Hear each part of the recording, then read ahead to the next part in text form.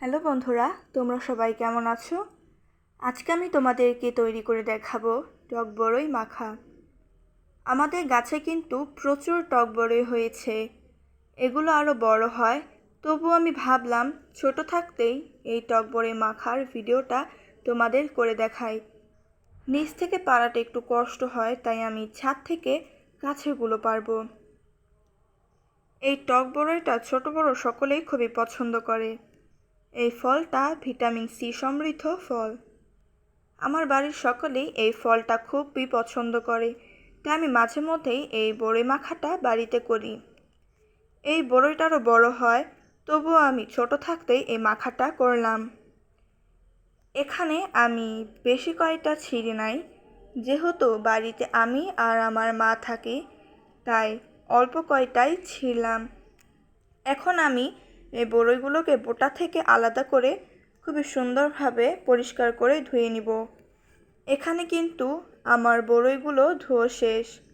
এখন আমি এই বড়ইগুলোকে খুবই আলতোভাবে থেতো করে নিব।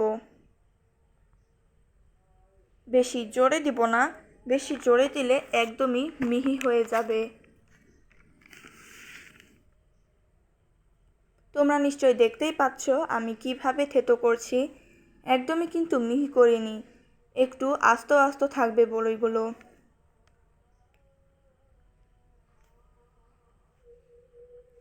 এখন আমি এর মধ্যে 3টি কাঁচামরিচ দিয়ে দিব।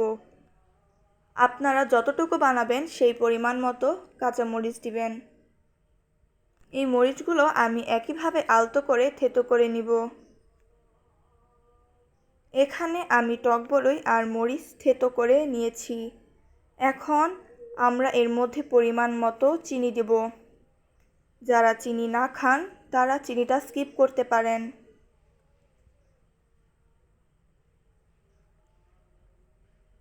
এরপর আমি এখানে স্বাদ মতো লবণ দিয়ে দিব।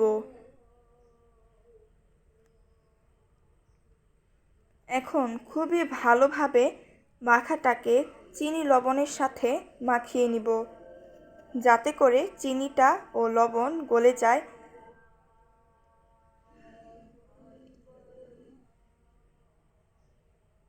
আমার টক বড়ই মাখাটা কিন্তু একদম তৈরি। এখানে আমরা টক ঝাল মিষ্টিও 3 ধরনের স্বাদ পাবো। আমাদের এলাকায় এই বড়ইটি হর বড়ই ও টলকি বড়ই নামে পরিচিত। তোমাদের এলাকায় এই বড়ইটি কী নামে পরিচিত তা কমেন্টে জানিও। এতক্ষণ আমার ভিডিওটি দেখার জন্য ধন্যবাদ।